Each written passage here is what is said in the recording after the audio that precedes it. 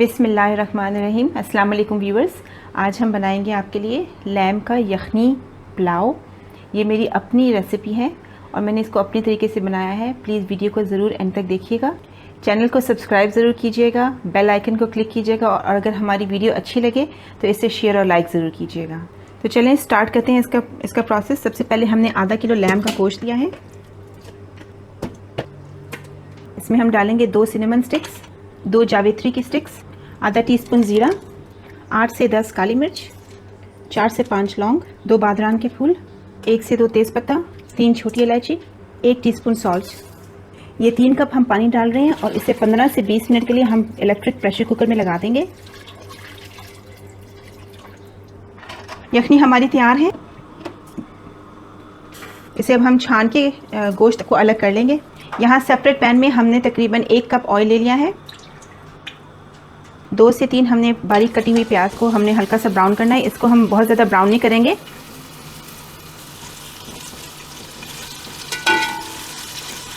ये प्याज हमारा ब्राउन हो चुका है। इसमें हम गोश्त डाल देंगे।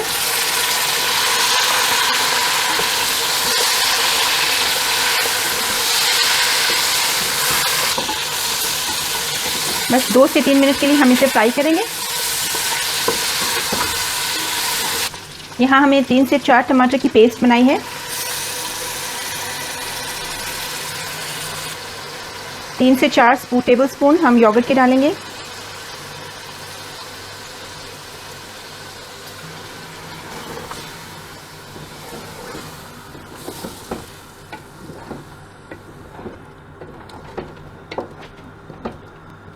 दो टीस्पून अदरक लहसुन की पेस्ट,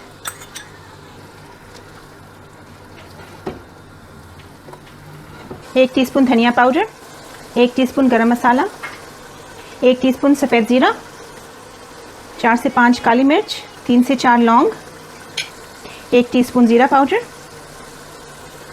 1 टीस्पून पंजाबी यखनी पुलाव, 1 टीस्पून सॉल्ट, 1 टीस्पून सुर्ख मिर्च। इस सबको हम अच्छे से मिक्स करके भून लेंगे 3 से 4 मिनट के लिए।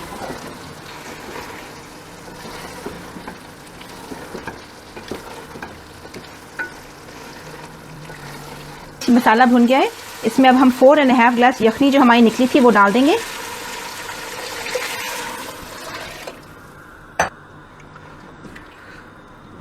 अब हम इसे कवर कर देंगे बॉईल होने के लिए। फिर हम इसमें चावल डाल देंगे। ये 3 ग्लास चावल के हमने भिगो के रखे हुए थे, अब हम इसमें डाल देंगे।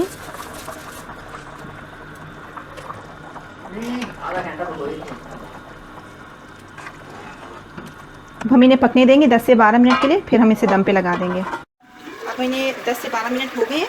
इस तरह से है। अब हम इसे दम पे लगा देंगे।